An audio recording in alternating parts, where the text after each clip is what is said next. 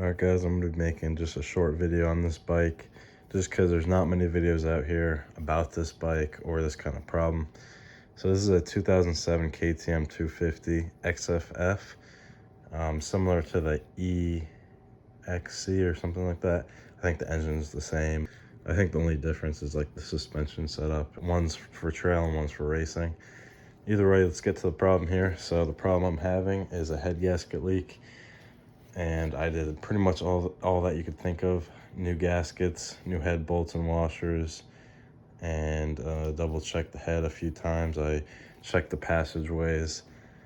Either way, let's kind of dig into the problem here. So after I got it running, I decided to add some coolant. Obviously I had the engine off because I didn't want anything to happen. And then I tried to restart it and nothing happened. So from there I kind of knew that we had a head gasket problem or something else with coolant getting in. So you can see there's water droplets all over this head gasket here. That's a sign of coolant. And you can see I did this head gasket multiple times just to be sure that it wasn't the bolts and the washers, the gasket, the surface. I just wanted to be 100% sure, especially because this is a customer's bike. I didn't want to do anything crazy and then have more problems. All right, so let's go over to the head here. I got the head right here, and I was cleaning up the surface and looking for any imperfections, and I did find a few. I don't know if this is the main cause of the problem, but I know that coolant could probably seep in from these points. What I really think is a problem is that there's some high spots and that it could be warped. So what I want to do is send this off to a machinist or a machine shop and have them kind of fix up and flatten the surface. All right, anyway, let's get to the imperfections that I found. They're not crazy, but it's just something that I noticed. So let's see if we get a good view of that. That's a little, so that one is a little high spot right there. You could hear that pick getting hung up there. And then this is a bit of a imperfection as well. And this is right near the coolant passageway, so that could be messing up the whole gasket and how it's sealing.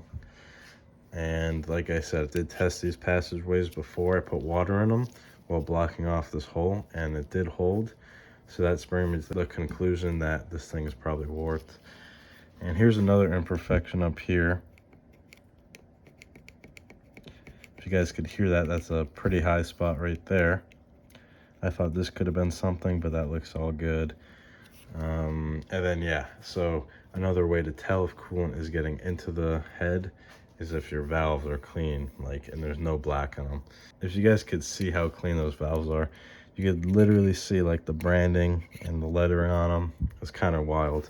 It could be somewhat new, but it's not like this guy just put it in before me, because I could see some carbon in the exhaust port, deep in there, not just the surface. But you can see there's definitely been running other than when I had it running. That's what I'm trying to get at.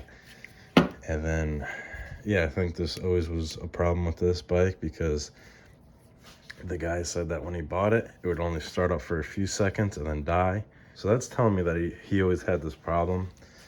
So I'm sure some people knew that this head could have been warped. Like the previous mechanic that worked on this bike probably knew that it could have been warped. But yeah, this bike had a lot of problems. I'm going to be making another video of the list of everything that was done to it. Like, I mean, it's crazy how many things were messed up on this. There's like a screen, oil screen at the bottom. It's not a drain, but it's a screen. And those threads were stripped and drilled out from the previous mechanic. So I actually had to fix that for this guy. I usually never do repairs like that because it's just super risky, and half the time they're not going to work. But somehow we managed to fix that, and there's no leaks coming out of there. There's another oil drain that comes out the side. That's the main drain. And that one is good, but it was nicked up. So it looks like someone, I mean, for how old this bike is and the amount of people who probably tried to put the drain in, but it's hard because the frame is like on an angle here.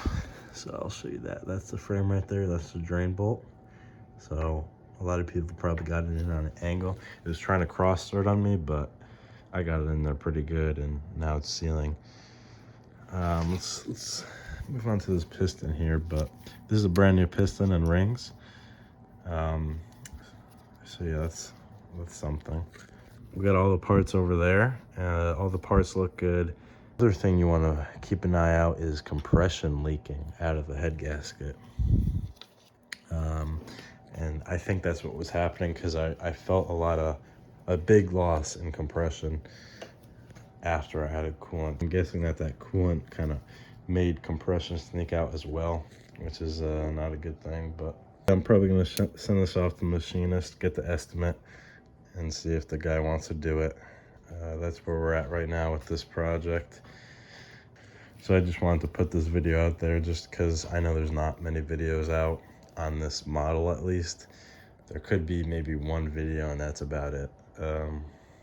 I know that the parts for these are harder to find, more expensive. So yeah, that's gonna be it for this one. I'll have a video about this one, going over it pretty soon. So what I'm doing right now is I'm gonna drain the oil on this bike, and then I gotta get new clutch plates because those are stuck as of now. And then I do have to figure out one issue on this. It's that it keeps ticking.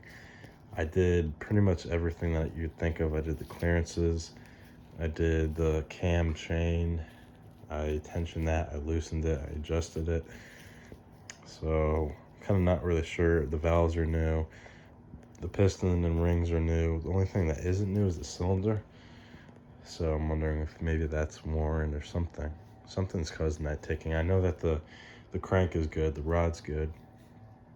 So if anyone has any suggestions on what that is, let me know. All right, so that's gonna be it for this video. Hopefully you found it helpful if you needed help on those head gasket problems with coolant. I know they can be tricky sometimes.